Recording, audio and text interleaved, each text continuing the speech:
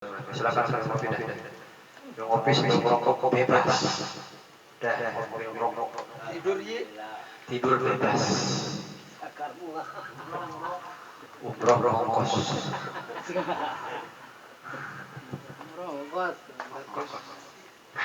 Masih belum.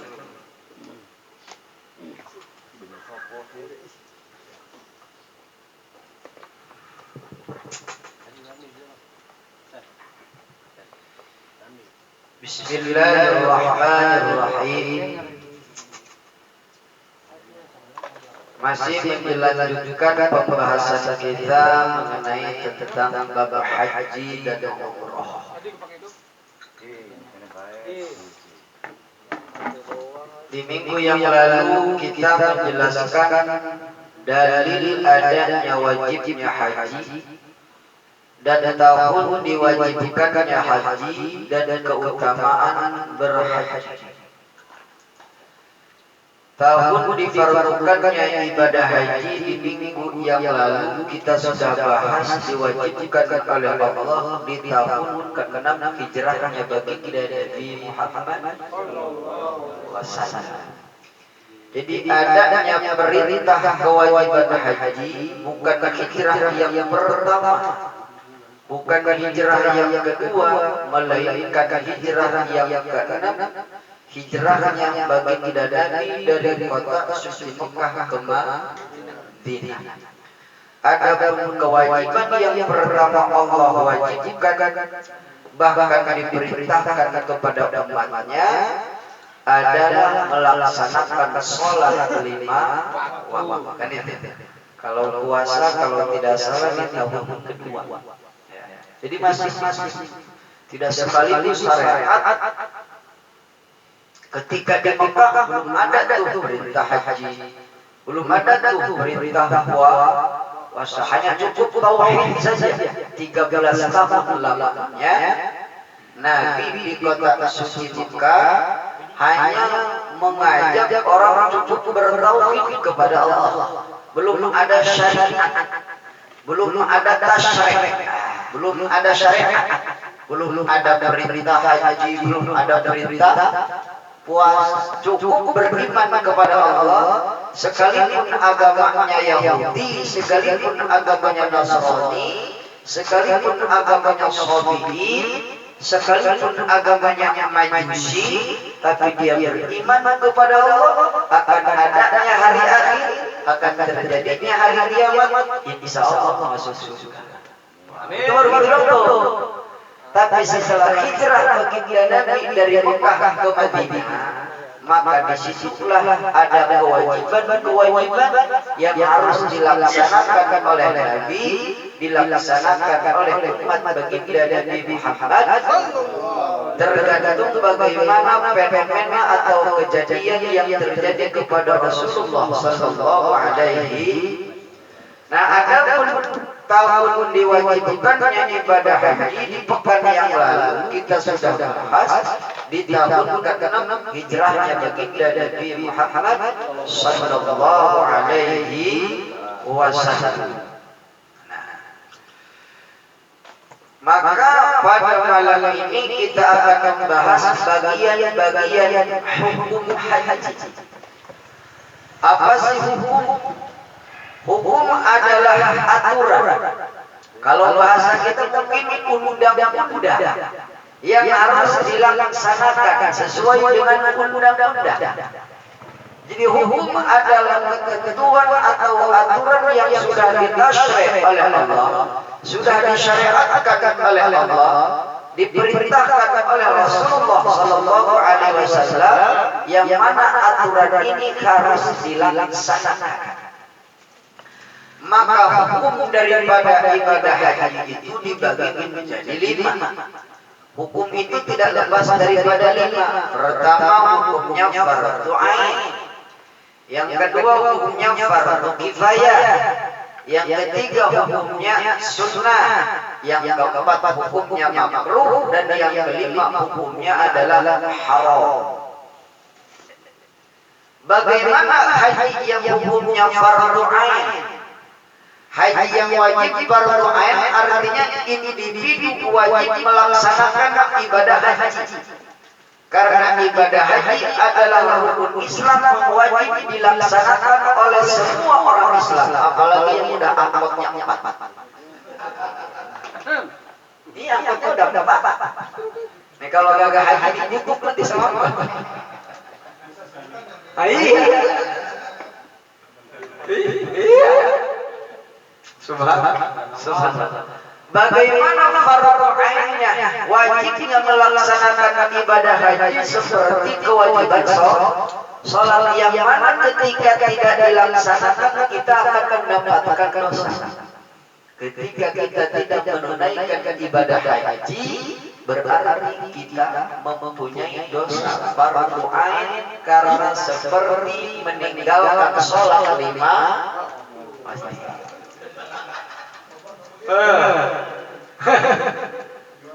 Bagaimana syaratnya? Wa huwa hujjatul Islam idza jama'a syurut wujubul haji, apabila sudah terkumpul persyaratan kewajiban haji. Nanti kita jelaskan kewajiban haji itu pokoknya di mana sudah kumpul persyaratan kewajiban haji. Mana syarat wajib haji? Salah satunya istiqomah.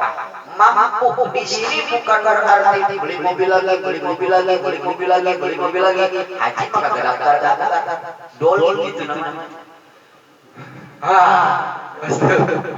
Ini bukan. Asli. Lagi.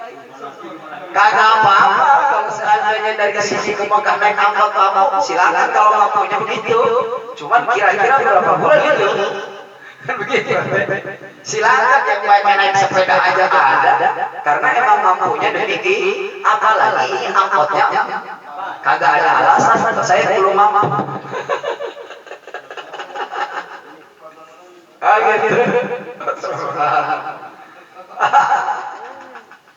Gitu. Karena ketika tidak melaksanakan haji dan syaratnya sudah ada, maka berdosa orang tersebut apabila tidak melaksanakan ibadah. Banyak orang yang begini kagak haji. Saya masih takut. Kenapa takutnya? Saya masih doyan maksiat. Tidak ada kaitannya dengan maksiat. Boleh. Seperti kita melaksanakan sholat maksiat kan begitu. Apa? Kan begitu teh. Benar ya? Kan begitu. Jangan kebanyakan orang begini. Kenapa sih kagak haji? Gua masih doyan maksiat atau buat dibuktikan di sana. Begitu mulu. Jangan begitu. Kewajiban haji itu bukan karena kita masih doyan maksiat takut di sana jadi babi. Bukan. Tapi memang kewajiban yang Allah perintahkan kepada individu masing-masing orang muslim apabila sudah mencukupi persyaratan ibadah haji seperti kewajiban perintah sholat, maka jika tidak dilaksanakan maka dosa banget.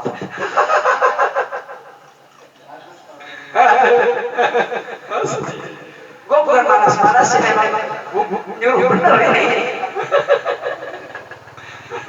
Karena ini bapak kita bapak haji yang menjelaskan tentang seputar haji dan syaratnya apabila sudah kumpul persyaratan kewajiban ya kalau melaksanakan jangan. Ini kan mobilnya banyak dijual satu masih ada yang sisa kan gitu. Angkot lumayan 150 juta kan gitu. Nah itu punya fardu ain. Yang kedua hukum haji adalah fardu kifayah. Berarti kedudukan fardu kifayah seperti mensolatkan jenazah. Artinya apabila dilakukan oleh satu orang maka gugur dosa satu kampung tersebut karena dilakukan oleh satu orang. Contoh begini. Contoh seperti mensolatkan jenazah. Orang kampung sini mengundang jamaah Masjid Al-Ikhlas. Seluruh jamaah jenazah dimohon untuk kehadirannya mensolatkan ini jenazah. Kebetulan yang hadirnya cuma hajian doang. yang hadirnya cuma haji, maka dengan hadirnya haji yang untuk menggugurkan fardu kifayah, maka satu masyarakat regensi tidak dosa tidak apa ketika diundang dan salat jenazah tidak hadir karena sudah diwakili oleh haji. Tapi kalau haji hasil bagaimana kedudukan haji yang umumnya fardu kifayah li ihya'il Ka'bah kullasana, seperti tujuan berhajinya menghidupkan Baitullah kullasana setiap tahun. Artinya emang ini mah udah haji kayak hajian dia sudah haji lagi tujuannya li ihya'il Ka'bah, maka hukumnya fardu kifayah. Yang ketiga, haji hukumnya sunnah. Bagaimana haji hukumnya sunnah? Ke haji sibyan, seperti haji masih bocah kecil, duitnya banyak, tapi bocah duitnya banyak, masih kecil lah, kecil sibyan, anak kecil. Atau wala abid, hamba sahaya, kalau abid sekarang sudah kagak ada. Atau wahajil qadir alal masih man aksara min masafati marhalatin min Makkah, atau orang yang mampu melaksanakan haji dengan cara berjalan, tidak harus pakai naik kendaraan, jalan kaki aja. Berarti yang ada di sekitar kota suci Mekah. Artinya jika jalan kaki pun nyampe dia. Nah, ini hukumnya yang keempat, hukumnya makruh melaksanakan ibadah haji bagaimana idza khafa aw syaka fil halal, apabila dia takut atau khawatir atau ragu fil halal di dalam kehancuran. Kayaknya gua kalau seandainya modal urusan ini. Nah gitu ya, seperti itu. Karena mungkin karena kondisi sedang sakit, tidak mungkin kita udah tahu sakit maksain haji. Kayaknya itu mah hukumnya. Maka ketika mau haji harus dicek dulu kesehatan, karena ketika memaksakan maka jatuh kepada makanya harus atau waqah hajil fakir, seperti hajinya orang fakir alladzi ya'tamidu ala su'alin nas, yang punya pegangan ala su'alin nas kepada permintaan manusia, maka itu pun hukumnya makruh. Yang keempat, ibadah haji hukumnya haram. Seperti apa? Kahajil mar'ati, seperti hajinya seorang perempuan biduni mahram, tanpa mahramnya. Tapi pokoknya yang digoyim itu pun idalah ta'man ala nafsiha, apabila jika perempuan ibadah sendirian tanpa mahram, kayaknya gak bakalan selamat, diganggu mulu nih urusannya nih, godain mulu bini kita urusannya ini. Misalkan begitu tuh, maka itu hukumnya haram seorang perempuan melaksanakan ibadah haji apabila dia sudah punya prasangka jika dia berangkat sendiri tanpa mahram, ukurannya gak bakalan selamat. Nah itu, maka ibadah hajinya hukumnya haram. Haji duni idni zawjiha, atau ibadah hajinya tanpa izin suaminya. Ngomong aja gitu. Maka itu ibadah hajinya hukumnya jatuhnya kepada begitu. Jadi ada yang fardu ain, makanya kalau bisa ngajak bibinya. Nah gitu, ngajak bibinya. Insya Allah nggak apa-apa, lebih mantap. Ya, itu hukum di dalam ibadah haji. Maratibul haji min nahiyatis syurut khamsah. Adapun martabat atau tingkatan haji dirikan dari syarat-syarat ketentuan haji khamsatun, yaitu ada 5. Martabat pertama as-sihhatul mutlaqah, sah secara mutlak. Bagaimana sah secara mutlak? Wa hiya ayyashal hajju minhu mutlaqan wa la yushtaratu fiha illa al-islam. Yaitu sah pelaksanaan ibadah hajinya secara mutlak wa la yushtaratu fiha illa al-islam, dan tidak disyaratkan orang yang melaksanakan ibadah haji terkecuali orang yang ibadah hajinya yaitu harus orang yang beragama Islam. Maka fayasihul haji minal muslim wa in kana sabiyan, maka sah-sah saja ibadah haji orang muslim sekalipun masih dalam kedudukan anak kecil. Sah-sah saja. Itu dari martabatnya. Yang kedua, syihatul mubasyarah. Apa syihatul mubasyarah? Syihatul mubasyarah ialah an tashihu min mubasyaratu a'malil haji, mampu melaksanakan pekerjaan ibadah haji seperti tawaf dan yang lain-lainnya. Dia mampu melaksanakan persyaratan atau rukun-rukun haji. Yang ketiga, syihatul nadri, sah nadar. Bagaimana sah nadar? Wahia ayasika minhu an-nadru idza nadara al-hajj, maka sah hajinya apabila dia hajinya karena bernadar. Contoh begini kata Pak, kalau seandainya angkot saya laku ini 2, saya nadar saya akan berangkat haji. Benar kan? Wajib itu. Wasurutuha, syarat orang yang demikian itu hukumnya 3. Islam, takmin, sudah balik. Ini bukan balik lagi ke tua bangka.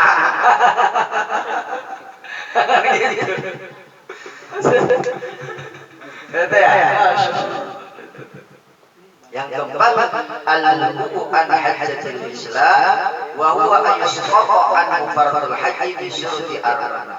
Maka yang keempat harus harus terjadi daripada hajinya orang berislam ayusqata an fardul haji, sehingga terkumpulkan kefarduan haji dengan syarat ketentuan 4 orang pelaku ibadah hajinya Islam, tamyiz, balik, merdeka.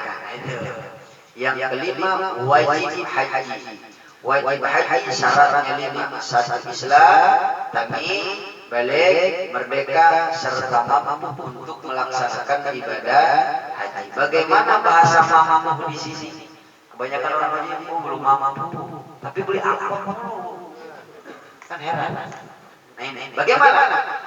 Surutul istita'ah, syarat mampu untuk melaksanakan ibadah haji itu 6. Pertama, wujud jad, adanya bekal.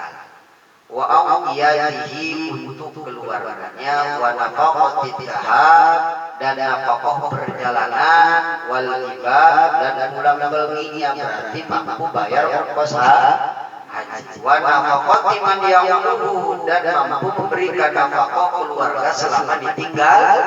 Kalau kita kayak saya tinggalin anak 3, maka mampu untuk memberikan nafkah anak walaupun kita sedang berangkat haji. Siswa ini bukan tidak mampu lagi, sudah banyak pemasukannya.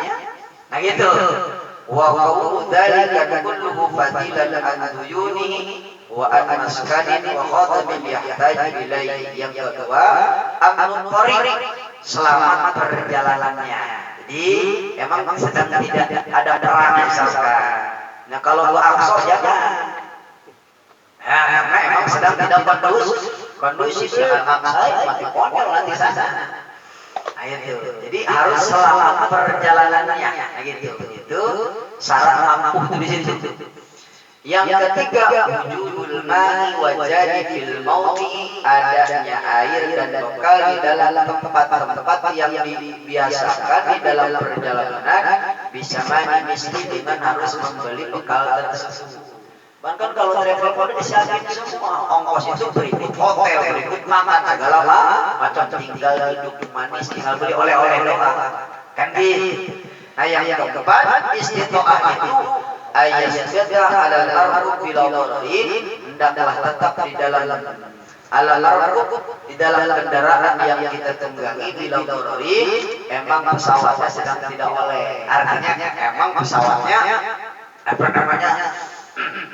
tidak sedang berusaha, artinya mampu membawa jamaah untuk datang ke tanah suci.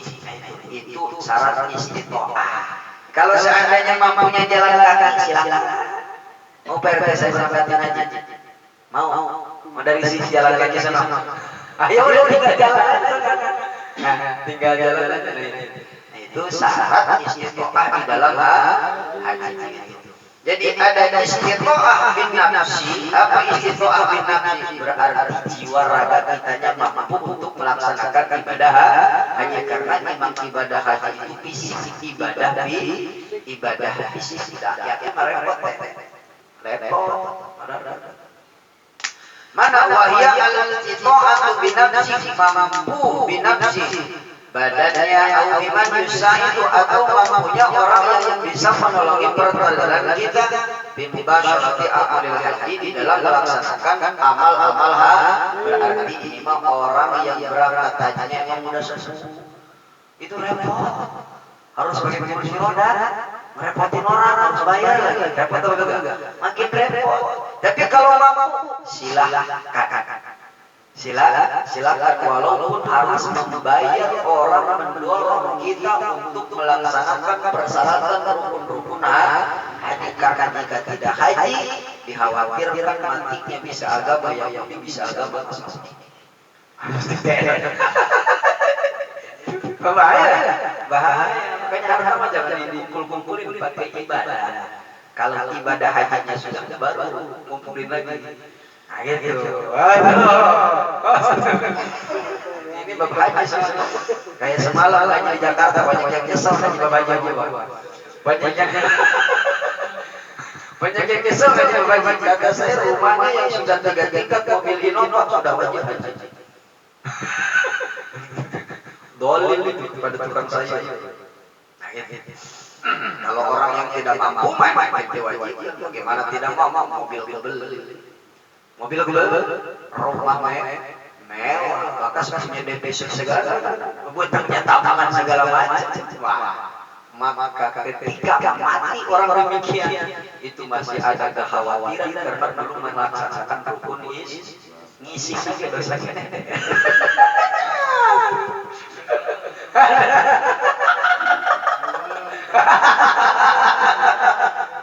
Amin. Nah, maka fayastajiru rajulan yaqulu ilal masyayikh. Maka dia mampunya dengan membutuhkan pertolongan orang yang harus mendorong dia pelaksanaan ibadah haji, walaupun harus sewa. Salah PRT karena udah tua, nunggu yang reguler 25 tahun. Kebetulan reguler usianya sudah 75 tahun. Tapi mampu untuk ke sana. Dulu orang sana, mutai ke sana dorong. Gitu, silakan. Gitu. Ini karena nama apabila memang dia sudah bicaranya sudah tidak bisa beli duit banyak, tapi dia belum haji, tapi punya penyakit tidak bisa melihat, walaupun tidak bisa melihat karena mampu untuk melaksanakan ibadah haji, maka wajib melaksanakan haji walaupun harus dituntut nama orang lain. Repot atau enggak? Makanya selagi matanya sehat daripada matanya sudah buta. Walam yajid man yuti'u kami aw abihi, apabila dia tidak menemukan seseorang yang mampu memberikan pertolongan seperti anak atau hal-hal. Tapi kalau seandainya ada anak, ini anak. Kan gitu, misalkan yang udah tua, makanya program pemerintah, maka jika yang sudah sepuh itu didampingi oleh anak-anak itu untuk memberikan pertolongan agar mampu melaksanakan persyaratan rukun-rukun di dalam haji, karena sudah sepuh. Karena memang ibadah haji adalah ibadah haji bukan hanya kayak sholat fisik, apalagi tasawuf segala macam, luar biasa. Ketika kita tidak laksanakan dan mampu untuk berangkat ke sana karena ada duit, maka kita masih dosa karena tidak melaksanakan rukun Islam yang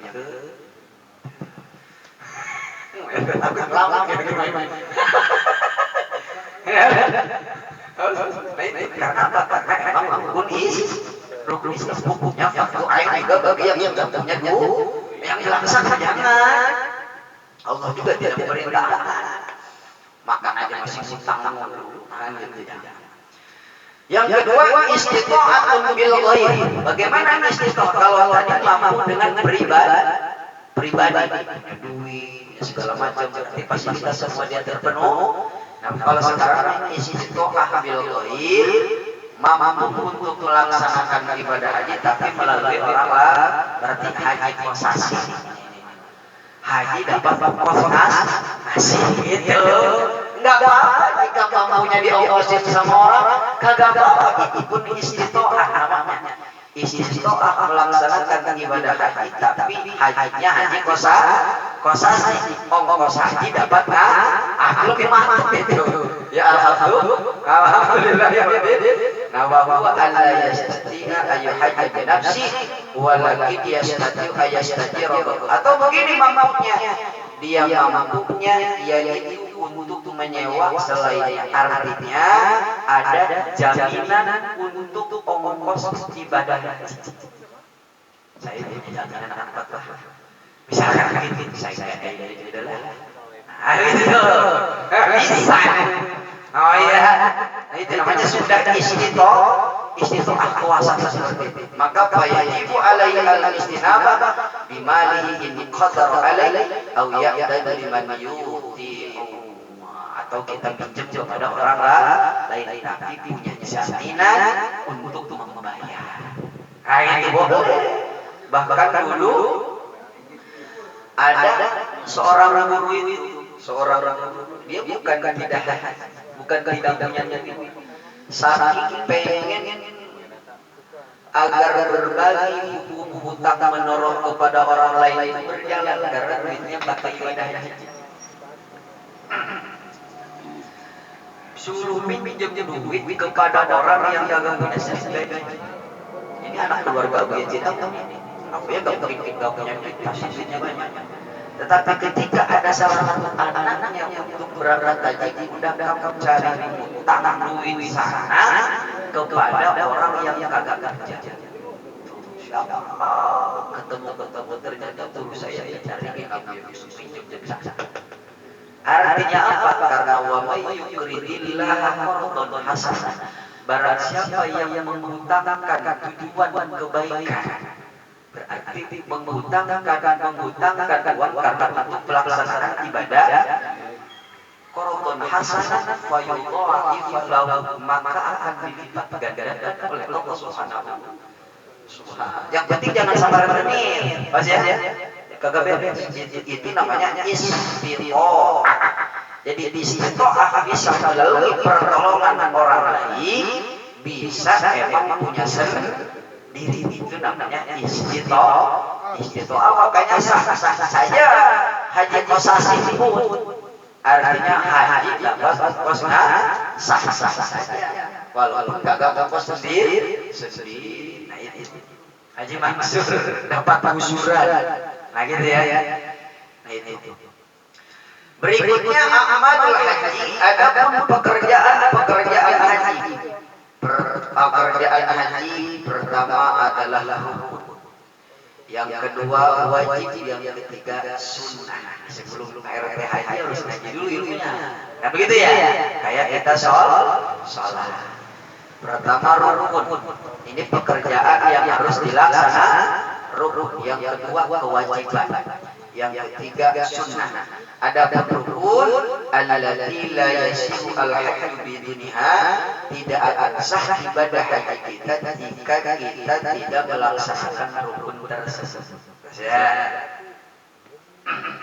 Bal la budda min al-ittiyaniha wa la tujbaru idza turikat bidamin wa la yatahallal min ihrami hatta yatiyaha.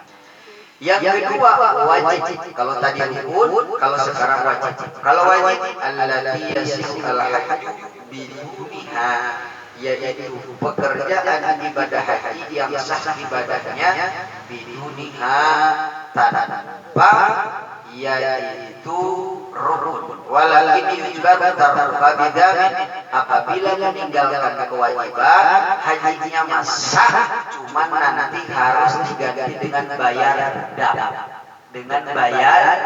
Kalau tinggalkan rukun maka wajib diulang.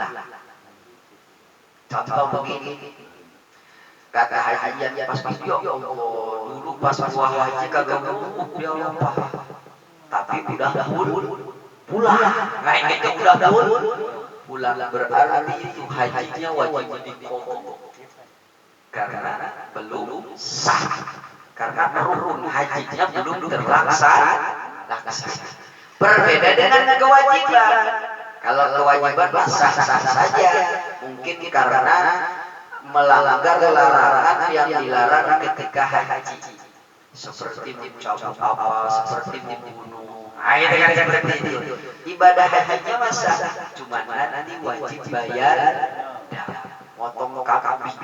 Wah, beli kambing itu bisa ditambal dengan itu. Tapi kalau rukun tidak.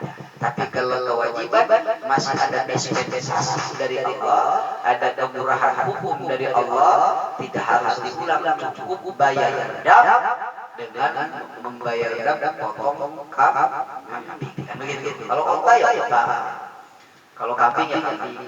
Waya maka akan berdosa orang yang meninggalkan kewajiban haji tersebut apabila dia meninggalkannya ya ghairi udhrin tanpa ada udzur apa maka hukumnya berdosa.